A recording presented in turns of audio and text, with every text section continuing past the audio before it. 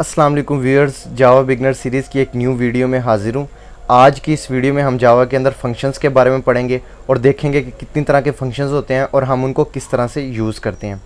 तो viewers, function एक block of code होता है जो स्पेसिफिक टास्क परफॉर्म करने के लिए यूज़ होता है।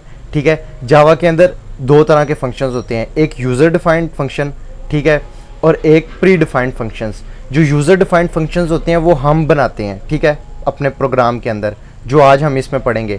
जो प्री डिफाइंड होते हैं वो पहले से बने बनाए होते हैं, ठीक है, जो भी मतलब कि जिसने लैंग्वेज को क्रिएट किया होता है, जिस कंपनी ने, या जो पहले से क्रिएट होती है उसकी लाइब्रेरीज के अंदर इंक्लूड होते हैं वो फंक्शंस बने बनाए हुए, और उन्हें हम अपनी आसानी के लिए यूज़ कर लेते हैं। ठीक है, वो तो होते हैं प्री डिफाइंड फंक्शंस।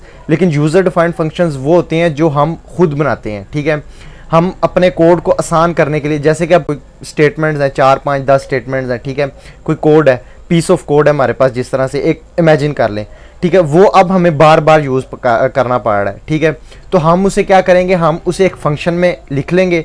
ठीक है, उस फंक्शन को हम कॉल करके ना बार बार अपने प्रोग्राम में जहाँ हमें उसकी ज़रूरत पड़ेगी हम उसे यूज़ कर लेंगे। इस तरह से हमारा टाइम भी सेव होता है, ठीक है, और हमारा काम भी आसान होता है। बेसिकली ये फंक्शंस का वर्क होता है।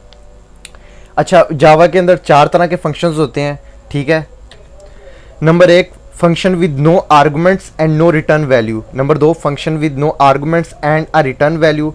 3, function with arguments and no return value. And last, function with arguments and a return value. एक एक करके हम इन चारों को प्रैक्टिकली करते हैं तो आपको क्लियर हो जाएगा कि बेसिकली इनका मतलब क्या और इनकी वर्किंग क्या है। ठीक है, प्रैक्टिकली हम देखेंगे ना तो आपको ये सारी चीज़ें समझ आ जाएंगी। अब भी थोड़ी सी कंफ्यूजिंग लग रही होंगी। तो सबसे पहले जो फर्स्ट है, function with no argument and no return value, उसको देख लेते हैं। तो व्यूअर, सबसे पहले जो है ना, फंक्शन बनाने के लिए हम यहाँ पे आ जाते हैं अपने मेन से ऊपर। ठीक है, आपने मेन से ऊपर अपने फंक्शंस को डिक्लेयर करना है। ठीक है, तो ये क्लास है, ठीक है, एक जावा की क्लास के अंदर ही हम फंक्शन बना के देखेंगे। ठीक है, क्लास से बाहर भी बना सकते हैं, वो ऊप वाला जब हम टॉपिक कवर करेंगे ना, ऊप वाले टॉपिक में वो सारी चीज़ें देखेंगे, ये क्लासेस क्या होती हैं और इनकी वर्किंग क्या होती है। अभी सिर्फ यहाँ तक, क्योंकि अभी हम बेसिक्स देख रहे हैं, स्टेप बाय स्टेप आगे चलेंगे तो आगे देखेंगे भी ये किस तरह से क्लासेस वगैरह बनती है और इनके अंदर किस तरह से फंक्शंस बनते हैं, वो सारी चीज़ें हम आगे चल के देखेंगे। इसके अंदर सबसे पहले फंक्शन बनाने के लिए ना आपने लिखना है कीवर्ड एक स्टैटिक। ठीक है, ये स्टैटिक कीवर्ड ये है ना, यहाँ पे आप अपने मेन से बाहर जो भी चीज़, मतलब कि आप अपने फंक्शन से बाहर जो भी चीज़ आप डिक्लेयर करें और उसको फंक्शन के अंदर एक्सेस करना चाहते हो ना, तो आपको स्टैटिक लाजमी लिखना पड़ेगा। चाहे आप कोई वेरिएबल डिक्लेयर कर रहे हो, चाहे कोई फंक्शन बना रहे हो, तो आपको स्टैटिक लाजमी लिखना पड़ता है। ठीक है, अगर आप स्टैटिक नहीं ना लिखेंगे तो आप उसको एक्सेस नहीं कर पाएंगे फंक्शन के अंदर से। ठीक है ना, तो अब आपको एरर आ जाएगा। ये भी बेसिकली, ये जो मेन है ना हमारा, ये भी एक फंक्शन है। ठीक है, इसके अंदर हम अपनी कोडिंग करते हैं, ये एक मेन फंक्शन है। ठीक है, इसके बाद हम फंक्शन अपना बना लेते हैं। ठीक है, वॉइड, ये कीवर्ड लिखना है, ये रिटर्न टाइप है। ठीक है, अभी हम जो फर्स्ट वाला फंक्शन पढ़ रहे हैं ना, वह function with no return type and no value. तो अब अगर कोई भी चीज़ रिटर्न नहीं कर रहा तो हम वॉइड लिखेंगे। ठीक है, वॉइड का मतलब है कुछ भी रिटर्न नहीं कर रहा। ठीक है, फंक्शन का नेम, ठीक है, ये जो है ना, ये हमने नेम रख दिया इस फंक्शन का। उसके बाद ये ब्रैकेट्स, ठीक है, उसके बाद यहाँ पे नीचे पैरेंथेसिस लगा ली। अब यहाँ पे इसके अंदर हम अपना कोडिंग लिखेंगे। ठीक है, यहाँ पे समझे मैं स्क्रीन के ऊपर कुछ प्रिंट करवा के दिखाता हूँ। ठीक है,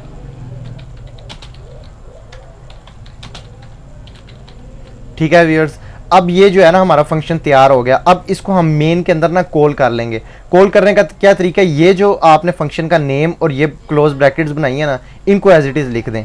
ठीक है, और आगे जो है ना सेमीकोलन लगा दें। ये इस तरह से आपका फंक्शन मेन के अंदर कॉल हो जाएगा। अब हम इसको रन करके देखते हैं। तो व्यूअर, ये देखें स्क्रीन के ऊपर इजी कोडिंग ट्रिक्स लिखा हुआ आ गया।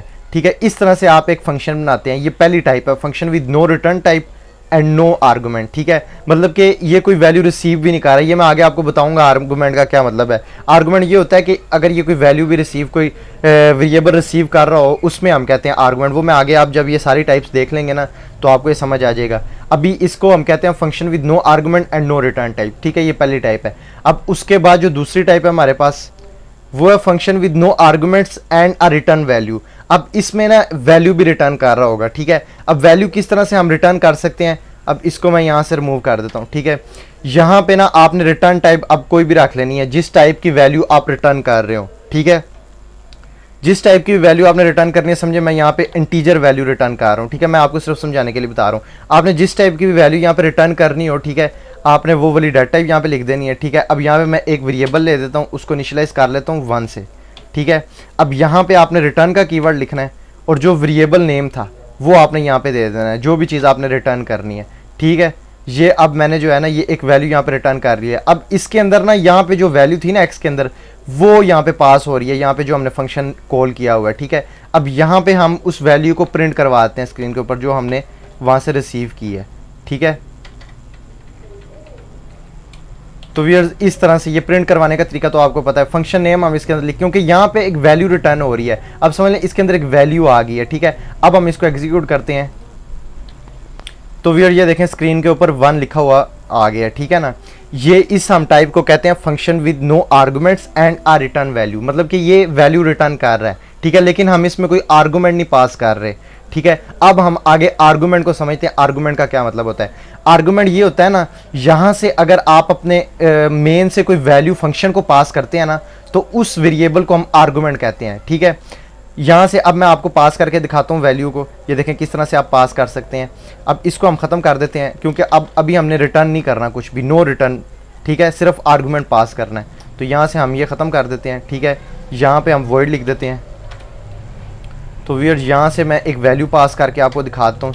यहाँ पे x इक्वल, उसी तरह से हम एक वैल्यू ले लेते हैं, 10 ले लेते हैं, ठीक है। यहाँ पे आपने फंक्शन का नेम, ठीक है, और यहाँ पे आपने वेरिएबल लिख लेना है, ठीक है। वेरिएबल का नेम, सॉरी x था, ये वेरिएबल का नेम लिख लिया। अब यहाँ पे उसे रिसीव होना है तो यहाँ पे हम एक जो है ना वेरिएबल डिक्लेयर कर लेंगे जो वैल्यू को रिसीव करेगा, ठीक है। यहाँ मैं a नाम दे देता हूँ।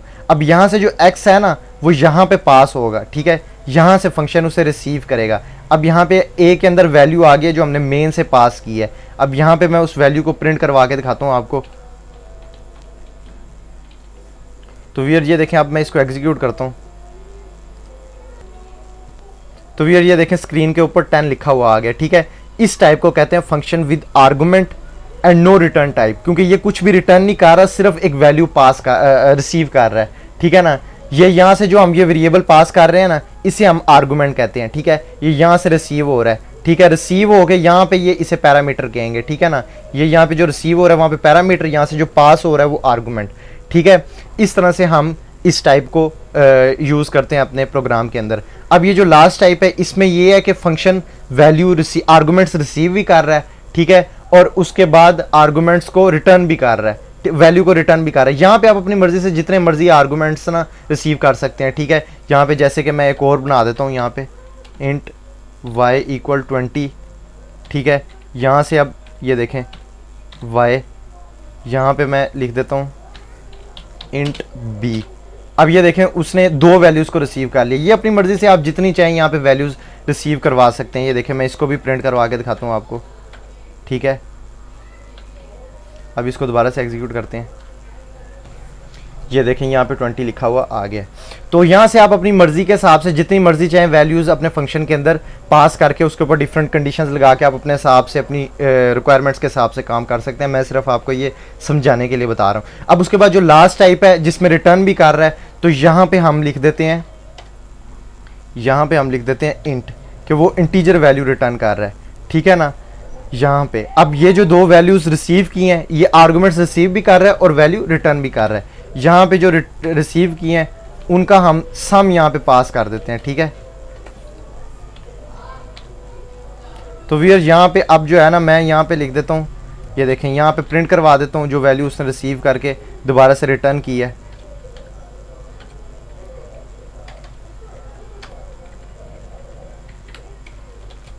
तो ये देखें मैंने अब सम जो है ना वापस भेज दिया है। अब यहाँ पे मैं एग्जीक्यूट करता हूँ प्रोग्राम को।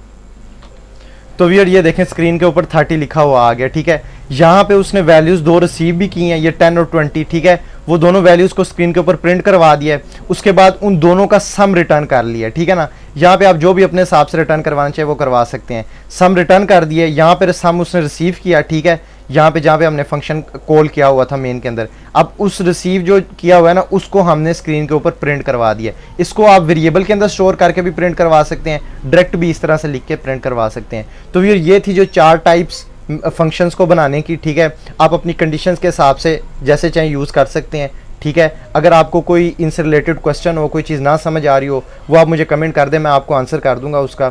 तो व्यूअर्स आज के लिए इतना ही, ठीक है, अगर आपको वीडियो पसंद आई है तो चैनल को सब्सक्राइब कर लें और साथ में बेल आइकन भी दबा दें ताकि आने वाली सारी बिगनर्स की वीडियोज़ आपको जावा की मिलती रहें। तो मिलते हैं फिर नेक्स्ट वीडियो में। अल्लाह हाफिज़।